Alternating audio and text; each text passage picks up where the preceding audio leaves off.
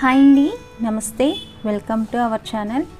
దేవి నవరాత్రులలో 4వ రోజు ఆశ్వీజ శుద్ధ చవితి.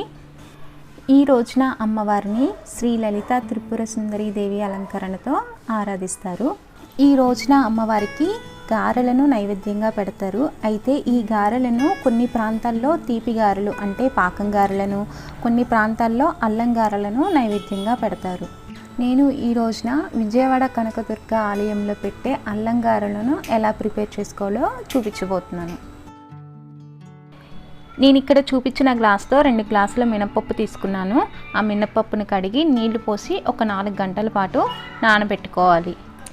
ఇలా నానబెట్టుకున్న మినపప్పులోని నీళ్ళన్నీ ఉంపేసి ఒక మిక్సీ జార్లో కానీ గ్రైండర్లో కానీ వేసి కొద్దిగా నీళ్ళు వేసుకుంటూ మెత్తగా పేస్ట్ చేసుకోవాలి. ఇప్పుడు ఒక మిక్సీ జార్ తీసుకొని దాంట్లో కొద్దిగా అల్లం ముక్కలు, కారానికి తగ్గట్టు పచ్చిమిర్చి, 1/2 టీ స్పూన్ జీలకర్ర, 1/2 టీ స్పూన్ రాళ్ళ ఉప్పు వేసుకొని గ్రైండ్ చేసుకోవాలి. ఇలా రాళ్ళ ఉప్పు వేసుకోవటం వల్ల గారెలు అనేవి మంచి టేస్ట్గా వస్తాయి. ఈ అల్లం పచ్చిమిర్చి పేస్ట్ని మినపపిండిలో వేసి మెత్తగా గ్రైండ్ చేసుకోవాలి. ఇలా మెత్తగా గ్రైండ్ చేసుకున్న మినపప్పుని తీసి ఒక బౌల్లోకి వేసుకోవాలి. ఇలా మెత్తగా రుబ్బుకున్న పిండిలోకి సన్నగా కట్ చేసిన కరివేపాకు, కొత్తిమీర, కొద్దిగా సాల్ట్ వేసి అన్నీ బాగా కలిసేలాగా కలుపుకోవాలి. ముందుగా మనం 1/2 టీ స్పూన్ రాళ్ళ ఉప్పును వేసుకున్నాం కాబట్టి ఇక్కడ సాల్ట్ అనేది కొద్దిగా అడ్జస్ట్ చేసుకోవాలి. పిండి అనేది ఇలా బీట్ చేసినట్టు కలుపుకోవటం వల్ల పిండిలో ఎయిర్ ఫామ్ అయ్యి గారెలు అనేది పొంగుతాయి.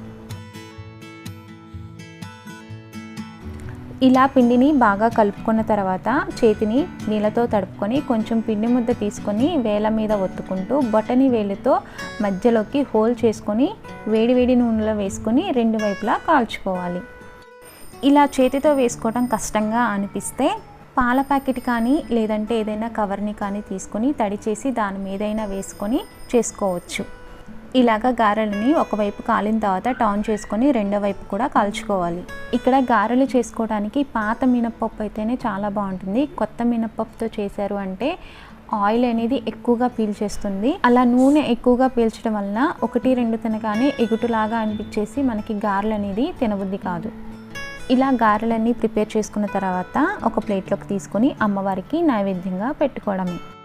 ఈ రోజున అమ్మవారికి ఇలా గారెల్ని ఎందుకు నైవేద్యంగా పెడతారు అంటే అమ్మవారిని శాంతిపరచడానికి, అలాగే అమ్మవారు మనకి శాంతియుతమైన వాతావరణాన్ని కలగజేస్తారని చెప్పేసి ఈ గారెలని నైవేద్యంగా పెడతారు. చూసారు కదా అల్లం గారెలని ఎలా ప్రిపేర్ చేసుకోవాలో. నచ్చితే మీరు కూడా ట్రై చేసి ఎలా వచ్చినాయో నా కామెంట్ సెక్షన్లో కామెంట్ చేసి చెప్పండి. ఈ వీడియో మీకు నచ్చినట్టయితే లైక్ చేయండి, షేర్ చేయండి. ప్లీజ్ నా ఛానల్ని సబ్స్క్రైబ్ చేసి నన్ను సపోర్ట్ చేయండి. Thank you for watching.